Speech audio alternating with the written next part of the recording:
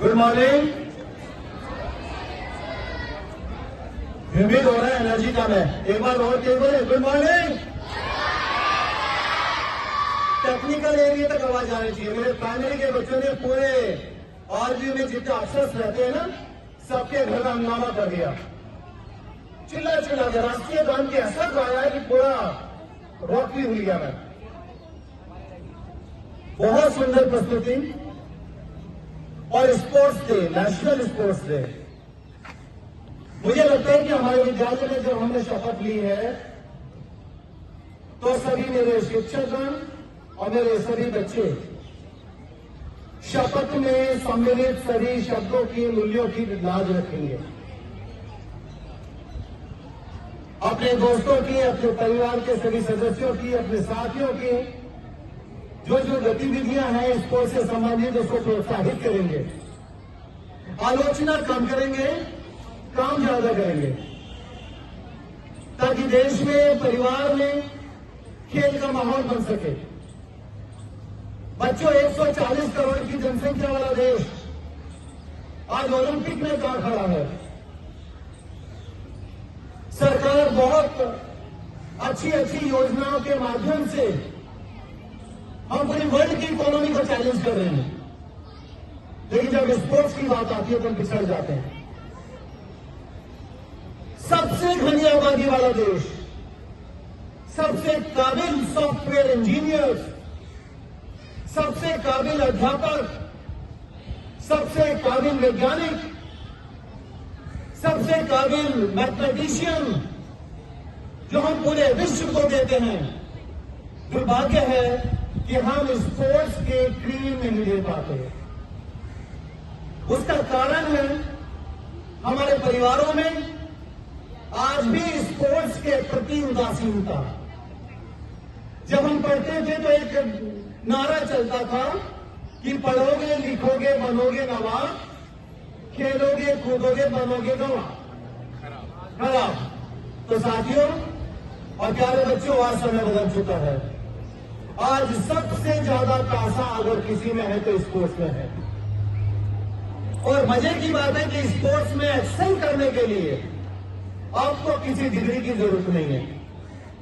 आपको एमबीबीएस नहीं करना, आपको अध्यापक बनने की जरूरत नहीं है, आपको इंजीनियर नहीं बनना, आपको मैथमेटिक्स के फॉर्मूले से करने की जरूरत नहीं। अगर पढ़ते भी नहीं है तो स्पोर्ट्स में अपना करियर बना सकते हैं। मेहनत करो, घर से बाहर निकलो, दौड़ना शुरू करो। जब आप स्पोर्ट्स में होते हो, जब आप खेल में होते हो, तो आपका मानसिक संतुलन स्थिर होता है और आपका शारीरिक और मानसिक विकास होता है, क्योंकि आपके पास समय नहीं होता कुरीतियों के बारे में सोचने का, कुरीतियों के बारे में बात करने का। मेजर ध्यानचंद जैसी प्रतिभा, लगातार 3 ओलंपिक गोल्ड मेडल इंडिया, और जिस समय इंडिया को गोल्ड मेडल मिलता है तो नेशनल एंथम पूरा विश्व देखता है। आज हॉकी की टीम मेरी कहां चली गई? किसी भी स्पोर्ट्स में देख लो, बाहर के देशों में मैं देखता हूं बच्चों को पैदा होते, जन्म लेते ही 15-20 दिन का बच्चा होता, स्विमिंग पूल में ऐसे छोड़ देते हैं, क्योंकि सहज ज्ञान है, बच्चा अपनी मां की कोख में तैरता है। कितना ज्ञान, कितना स्पोर्ट्स। यहां पर तो खेल रहे बच्चे तो टीचर घर पे फोन कर देते हैं कि आपका बच्चा खेलता रहता है स्कूल में, क्लास अटेंड नहीं करता। तो सारे टीचर से भी मेरी रिक्वेस्ट है, घर पे भी फोन ना करें। कम से कम 80% टीचर्स मेरे ऐसे हैं जो किसी न किसी बीमारी से पीड़ित हैं, और इसका मूल कारण है क्योंकि उन्होंने कभी स्पोर्ट्स नहीं खेला, कभी नहीं खेला होगा। क्योंकि उस समय की बात है जो पढ़ोगे, लिखोगे, बनोगे नवाब, क्योंकि उसी समय की पीढ़ी है।